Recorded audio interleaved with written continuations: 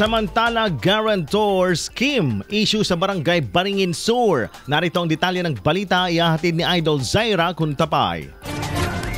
Isyu ngayon sa Barangay Baringin Sur ang talamak na pangungutang sa mga lending company ng mga residente matapos na dumagsa ang reklamo laban sa mga guarantor na nagiging pangunahing sinisingil ng mga nagpapautang. Ayon sa pamunuan ng barangay, naiintindihan nila ang pinansyal na pangangailangan ng mga residente pero sana raw ay huwag nang idamay ang iba pa at gawing frontliners sa utang. Nagiging problema umano ito dahil kapag hindi nakabayad ang nangutang, ang guarantor ang kaagad na binubulabog ng mga lending company. Sa bandang huli, ang guarantor pa ang pinapatawag ng barangay sa pamamagitan ng sabina. Sa panayam ng 98.5 IFM Kawayan News Team, sinabi ni Barangay Kagawad Sunny Foronda na kawawa ang mga nadadamay na wala namang diretsyong kinalaman sa utang.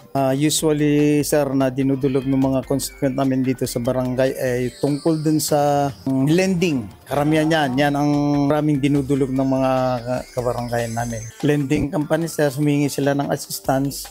Ang daming, iyan ang maraming pandito, sir, yung lending. Ang masasabi ko lang dyan, sir, huwag mga nagle-lending, huwag niyong papagamit ang pangalan nyo dahil kayo ang kawawa pag hindi nakabayad yung gumamit ng pangalan nyo. May consent man at kaunting pakonsuelo ang mga pumapayag maging guarantor, iginiit ng barangay na mas mainam kung ang mismong nangungutang na lang ang direktang haharap sa lending company. Sa ganitong paraan, hindi nadadamay ang mga inosenteng kabarangay na sa huli nagmumukhang may utang din. Para sa IFM News, ako si Idol Zaira Kuntapay, Idol!